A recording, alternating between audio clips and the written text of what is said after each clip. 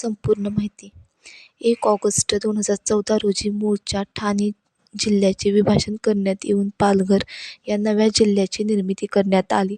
पूर्वीच्या ठाणे जिल्ह्यातील उर्वरित भाग म्हणजे सध्याचा पुनर्रचित ठाणे जिल्हा होय.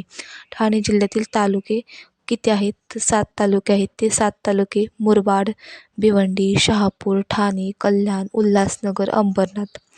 प्रमुख स्थळे कोणती आहेत? तर ठाणे जिल्हा मुख्यालय ठाण्याच्या खाडीवर वसले आहे. औद्योगिक केंद्र कोपिनेश्वराचे प्रसिद्ध मंदिर आहे. कल्याणमध्ये रेल्वे जंक्शन आहे. औद्योगिक केंद्र आहे ते. जवळच मलंड गडावर हाजीम लंगबाबाचा दर्गा आहे. भाताच्या गिरण्या आहेत. भिवंडी येथे मुंबई आग्रा रोडवर हातमाग व यंत्रमागासाठी प्रसिद्ध आहे. भाईंदर ठाणे जिल्ह्यात मिठागरी, रंग, औषधी, प्लास्टिकच्या वस्तू व रसायनांचे कारखाने आहेत. टिटवाळा कल्याण तालुक्यात गणपती मंदिर प्रसिद्ध आहे. उल्हासनगर नदीच्या खोऱ्यात वसलेले तालुक्याचे ठिकाण आहे. रेडिओ व प्लास्टिक वस्तू बनवण्याचे कारखाने. अंबरनाथ येथे अंबरेश्वराचे क्षेत्र, शासन अंगीकृत दारुगोळा, शस्त्रास्त्रे यांचा कारखाना, आगपेट्यांचा कारखाना आहे. वज्रेश्वरी येथे तानसा काठीवर वसले आहे. गरम पाण्याचे झरे आहेत वज्रेश्वरीला. वाशी येथे नवीन मुंबई म्हणून ओळखले जाते. वाशी योजनाबद्ध असे शहर आहे वाशी.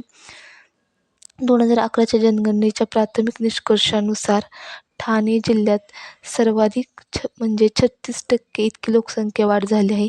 खैरापासून कात तयार करण्याचा कारखाना ठाणे जिल्ह्यात डहाणू रोड येथे आहे. साष्टी बेटामुळे उल्हास या नदीचे 2 फाटे झाले असून ती 2 मुखांनी अरबी समुद्रास मिळते. ठाण्याची खाडी व वसईची खाडी या 2 खाड्या उल्हास नदीच्या मुखाशी तयार झाल्या आहेत. मुंबई शहरास पाणीपुरवठा करणारी तानसा व वैतरणा हे जलाशय या जिल्ह्यात आहेत. गरम पाण्याच्या झऱ्यामुळे प्रसिद्ध असलेले तानसा नदीकाठचे वज्रेश्वरी हे स्थळ ठाणे जिल्ह्यातच आहे. इतर कोणत्याही जिल्ह्यापेक्षा अधिक धरणे असल्यामुळे ठाणे जिल्ह्यास पाणी पिकवणारा जिल्हा म्हणून ओळखले जाते. नाशिक जिल्ह्यातून शिरघाटातून वा थळघाटातून कोणत्या जिल्ह्यात प्रवेश करता येतो? तर ठाणे घाटात. अशी ठाणे जिल्ह्याची महत्त्वपूर्ण अशी माहिती आहे.